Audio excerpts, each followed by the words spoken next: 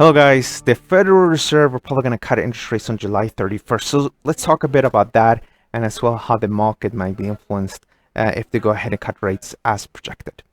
Now, what are the expectations?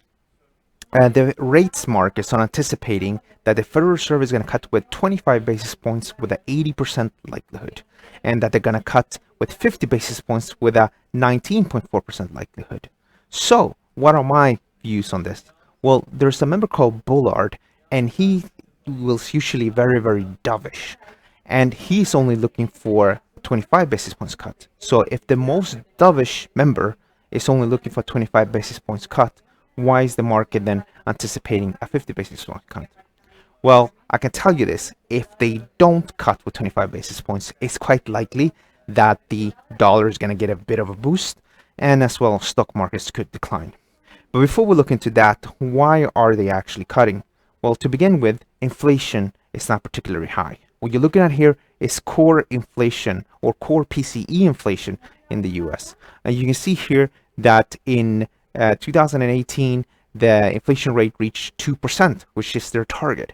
Now, much like the ECB, the Federal Reserve are quite keen on raising interest rates. So inflation goes up to about 2%, but then after a while, it strongly moves to the downside. And right now, core inflation is at just 1.5%. And that's one of the reasons why they want to cut interest rates. The other reason has to do with the trade wars and lower economic activity in the US. So what you're looking at here in the blue line is the market composite PMI for the United States. And then the blue histogram is the US GDP growth. And as you can see here, the market PMIs have been declining over the last few months, and in essence tell us that US economic growth is not doing that well. So you have a situation where US economic growth is not really strong, and you have inflation that is not very strong either. And that is why they're going ahead and cutting interest rates to make sure that inflation comes back up to around its 2% target. Now, how will the markets react on that? I think that's what most of us are interested in. Well, in regards to the euro dollar, as you can see here, the price is trading sideways between 111.01 and I would say 112.93, potentially 114. Now, if they don't cut by 50 basis points, it could be that this market is going to trade slightly lower, and you can treat this like a descending triangle. And the descending triangle is made up by 1, 2, 3, 4 lows at the same level, and then you link these two lines here, and the difference between the midpoint of the trend line here and the low is about 309 pip, and they suggest that if we have a daily close below 111.01, that the market could go down lower. Now, there are a few more reasons actually why this could happen now compared within the past. What's happening now this week on July 25th is that we have the ECB rate meeting.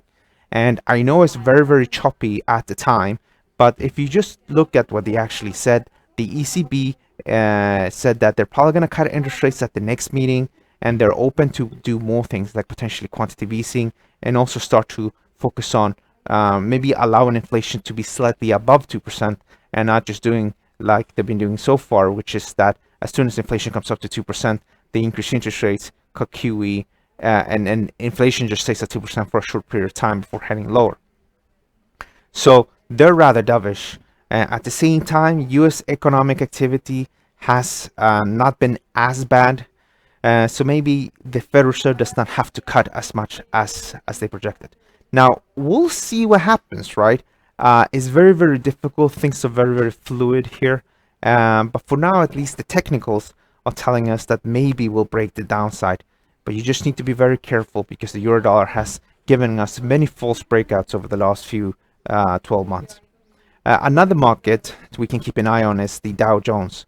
Now, the Dow Jones Industrial Average is going upwards because the ECB is cutting interest rates, and now because the Federal Reserve as well is probably going to cut interest rates. That is why the Dow Jones is upwards. And as well, the US economy, or the world economy, is doing okay. We're still not in a recession that a lot of people are have been pointing towards.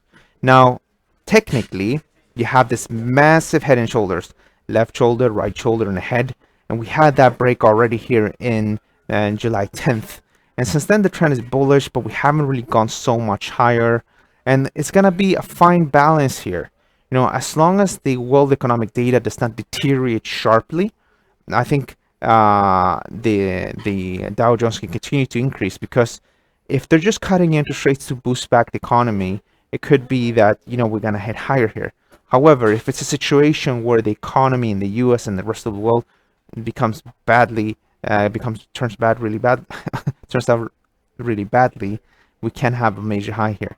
But technically, the trend is bullish above this low here from July 9th at 26,665, and as long as you trade above this level, the technical suggests that we should be buying, looking for the market to head upwards.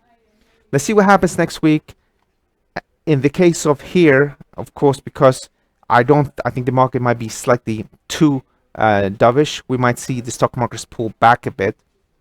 But as long as the Federal Reserve are committed to continue to cut interest rates, then I think stock markets are going to bounce. And in the case of euro dollar, it's slightly more clear, but it's not very, very easy. And that has to do with the fact that both the ECB and the Federal Reserve are looking to cut interest rates. Okay, I hope you enjoyed this presentation. And if you have any questions, you're most welcome to reach out to me. Thank you.